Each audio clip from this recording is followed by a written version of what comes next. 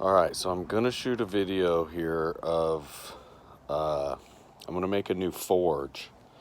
So my old forge is right there, and I just cleaned it out last night, and it doesn't work well until this all gets filled with ash. So it takes a while. So this is my piece of bar I'm gonna use to make my new forge, and I've got it all laid out there. So here's my piece of flat bar I got from a job site, and I've got it laid out. This is going to be the bottom. Then this is a piece I'm going to lose. And then this is going to be one side, two sides, three sides, four sides, and then get rid of that. I've been trying to figure out what I'm going to do with this flat bar for a long time. And so those are going to be my bottom and my four sides. I'm going to start cutting with the grinder. Okay, so I've got all my cuts laid out.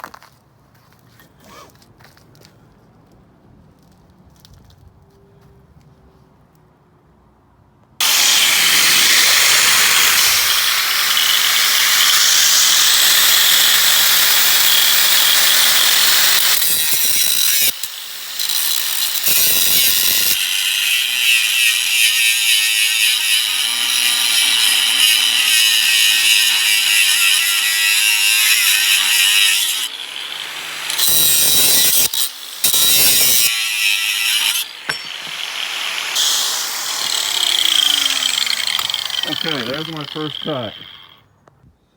Okay, there's three of my four pieces cut.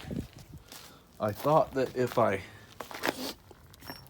made a 4-inch square for the bottom, 4x4, and I just erroneously cut my edges however long I wanted them, that they would tip up and the four corners would touch, and I could weld it out.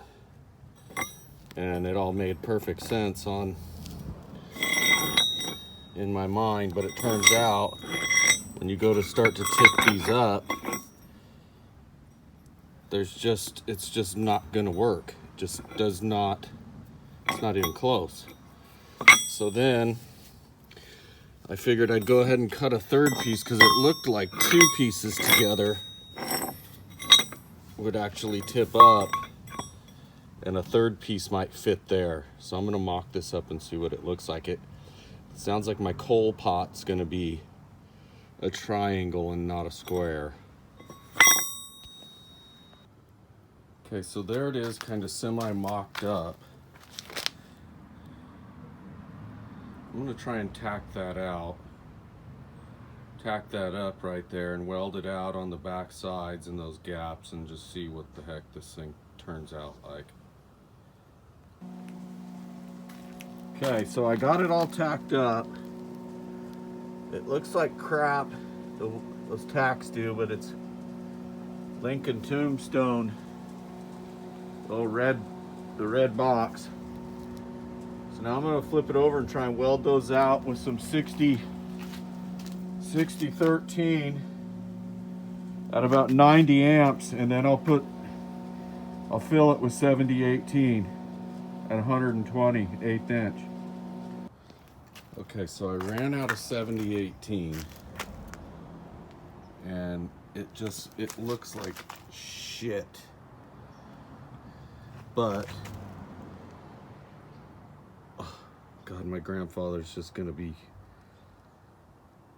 furious when he sees this, if he ever does. But there it is. It welded out nice. It's still really hot. Woo! Actually, I haven't even looked at the other side. Get my glove on.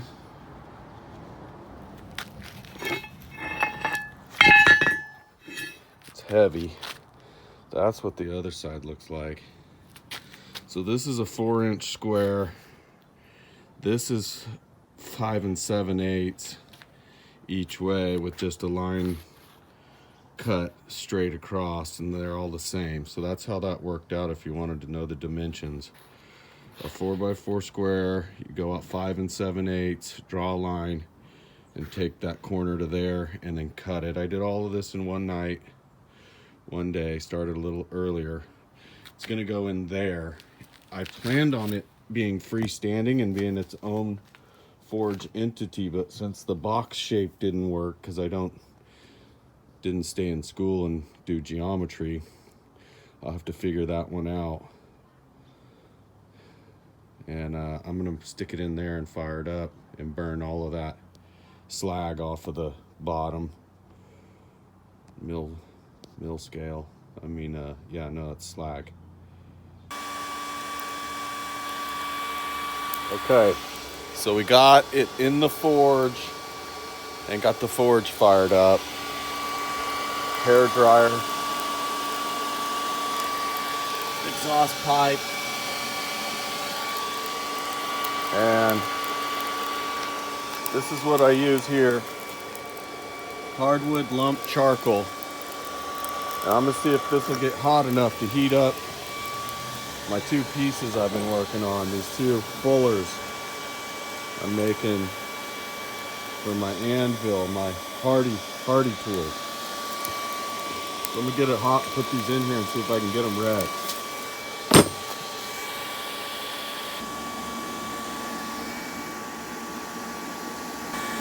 Okay, here we go.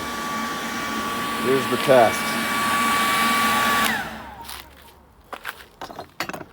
Here's the test. Is it hot enough?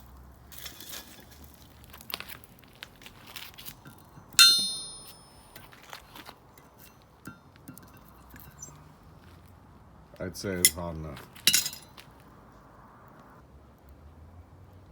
There it is. Done.